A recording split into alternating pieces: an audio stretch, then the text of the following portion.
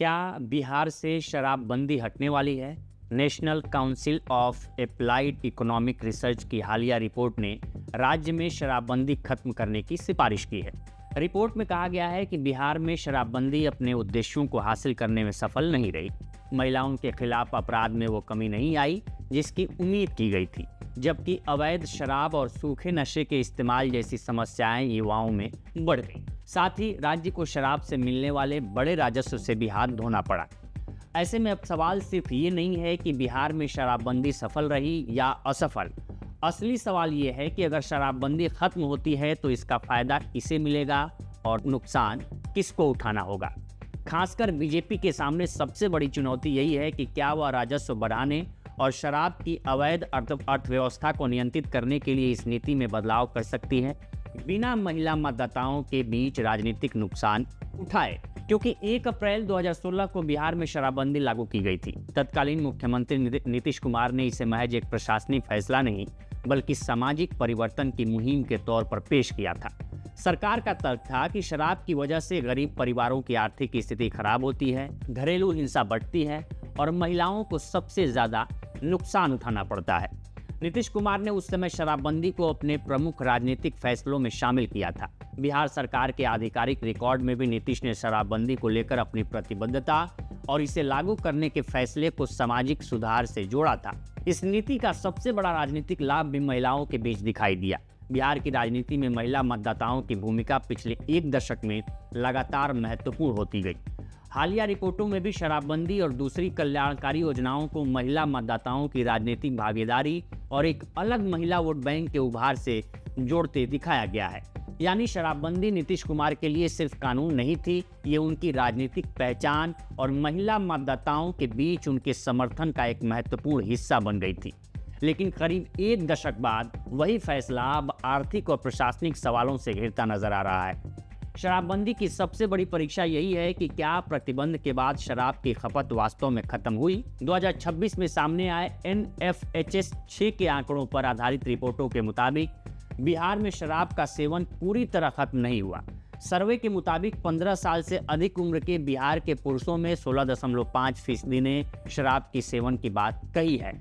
ग्रामीण क्षेत्रों में यह आंकड़ा 17.1% है और शहरी क्षेत्रों में 12.8% बताया गया। इसका अर्थ ये नहीं है कि शराबबंदी का कोई असर नहीं हुआ। पहले के शोध में बिहार में शराब सेवन की बताई गई दर में कमी भी दर्ज की गई है।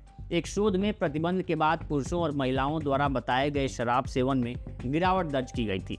लेकिन उसी शोध ने यह भी संकेत दिया था कि शराबबंदी के बावजूद शराब का सेवन पूरी तरह खत्म नहीं हुआ और कुछ उपभोक्ताओं का रुझान ताड़ी, महुआ और देशी शराब जैसे विकल्पों की तरफ गया। यही से नीति का सबसे मुश्किल सवाल पैदा होता है। अगर शराब की मांग बनी हुई है लेकिन वैध बिक्री पर रोक है तो क्या बाजार पूरी तरह खत्म होता है या वह भूमिगत हो जाता है।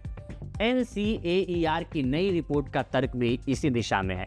रिपोर्ट के मुताबिक शराबबंदी ने वैध शराब की खपत को खत्म करने के बजाय कुछ मामलों में अवैध शराब और दूसरे नशीले पदार्थों की तरफ खपत को मोड़ा है। साथ ही सरकार को राजस्व का नुकसान हुआ है। यानी अगर बिहार में शराबबंदी खत्म होती है तो सबसे सीधा फायदा राज्य के राजस्व को हो सकता है। शराब पर टैक्स और एक्साइज ड्यूटी राज्यों के लिए महत्वपूर्ण राजस्व स्रोत होते हैं। बिहार ने 2016 के बाद इस स्रोत को छोड़ दिया। NCAER की रिपोर्ट अब यह तर्क दे रही है कि शराबबंदी खत्म करके राज्य अतिरिक्त संसाधन जुटा सकता है और उन पैसों का इस्तेमाल विकास और पूंजीगत खर्च में किया जा सकता है। ये बीजेपी के लिए राजनीतिक रूप से आकर्षक तर्क हो सकता है। बिहार को रोजगार, शिक्षा, स्वास्थ्य, सड़क, आधारभूत ढांचे और विकास के लिए लगातार बड़े संसाधनों की जरूरत है। अगर सरकार ये कहती है कि शराब से मिलने वाला राजस्व स्कूल, अस्पताल, सड़क और रोजगार पर खर्च होगा तो शराबबंदी खत्म करने को आर्थिक सुधार के रूप में पेश किया जा सकता है। दूसरा फायदा अवैध शराब के कारोबार पर नियंत्रण का दावा हो सकता है। अभी जब शराब की कानूनी बिक्री बंद है लेकिन मांग पूरी तरह खत्म नहीं हुई है, तब अवैध बाजार के लिए जगह बनती है। प्रतिबंध हटने के बाद सरकार लाइसेंस, टैक्स, गुणवत्ता नियंत्रण और बिक्री की निगरानी के जरिए बाजार को रेगुलेट करने की कोशिश कर सकती है। यानी बीजेपी के पास ये कहने का तर्क होगा कि सरकार शराब को बढ़ावा नहीं दे रही बल्कि एक ऐसे बाजार को नियंत्रित कर रही जो प्रतिबंध के बावजूद मौजूद है। लेकिन बीजेपी के लिए सबसे बड़ा नुकसान भी यही है। शराबबंदी हटाना जितना आर्थिक फैसला होगा उससे कहीं ज्यादा बड़ा राजनीतिक फैसला होगा। बिहार में शराबबंदी की सबसे मजबूत राजनीतिक समर्थक महिला मतदाता रही हैं। शराबबंदी हटाने का मतलब विपक्ष के लिए ये आरोप लगाने का मौका होगा कि सरकार ने महिलाओं के हित से समझौता कर दिया। विपक्ष ये सवाल उठा सकता है कि अगर शराब से परिवारों को नुकसान होता था तो सरकार ने प्रतिबंध क्यों हटाया। ये सवाल खास तौर पर ग्रामीण बिहार में राजनीतिक असर डाल सकता है, जहां शराबबंदी का मुद्दा केवल कानून व्यवस्था या राजस्व का नहीं बल्कि परिवार की आर्थिक स्थिति और घरेलू जीवन से जुड़ा हुआ है। यही कारण है कि बीजेपी के लिए ये फैसला आसान नहीं होगा। इंडियन एक्सप्रेस में संतोष सिंह लिखते हैं कि बीजेपी ये समझती है कि शराबबंदी हटाने से राजस्व में बड़ा फायदा हो सकता है, लेकिन महिलाओं के बीच संभावित राजनीतिक नाराजगी के कारण इसे वापस लेना उसके लिए कठिन फैसला होगा और यहीं से शुरू होगी नीतीश की विरासत बनाम बीजेपी की राजनीति। शराबबंदी नीतीश कुमार की राजनीतिक विरासत का हिस्सा है, लेकिन सत्ता की राजनीति में बीजेपी के लिए सवाल ये है कि क्या वह इस विरासत को उसी रूप में आगे बढ़ाए या बदलते आर्थिक और सामाजिक हालात के आधार पर इसकी समीक्षा करे।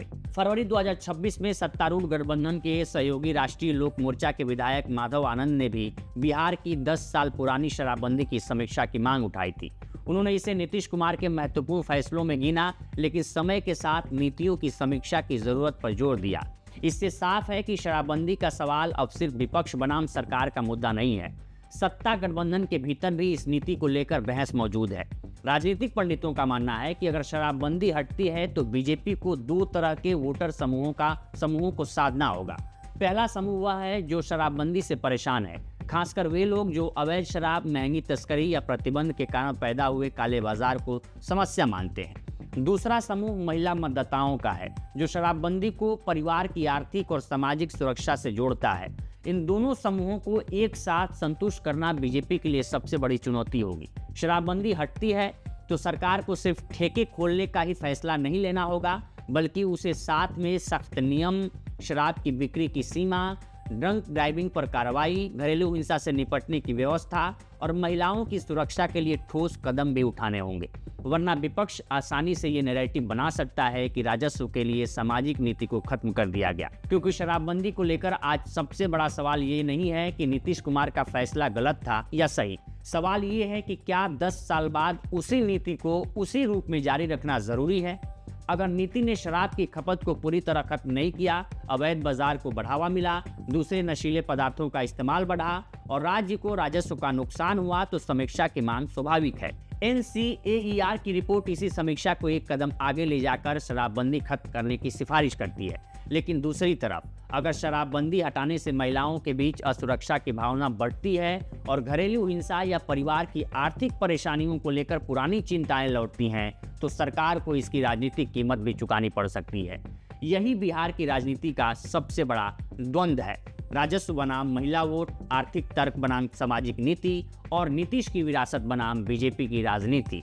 इसलिए शराबबंदी खत्म करना बीजेपी के लिए सिर्फ आर्थिक फैसला नहीं होगा, ये एक ऐसा राजनीतिक जोखिम होगा जिसमें सरकार को तय करना पड़ेगा कि वो तत्काल राजस्व को प्राथमिकता देती है या उस महिला वोट बैंक को जिसने पिछले एक दशक में बिहार की राजनीति को काफ़ी हद तक प्रभावित किया है। और सबसे बड़ा सवाल यही है कि अगर शराबबंदी वास्तव में असफल रही तो क्या इसे खत्म करने की राजनीतिक जिम्मेदारी बीजेपी लेगी, और अगर इसे खत्म किया गया तो क्या बीजेपी बिहार की महिलाओं को ये समझा पाएगी कि ये फैसला उनके खिलाफ नहीं बल्कि राज्य की अर्थव्यवस्था और अवैध शराब के खिलाफ है।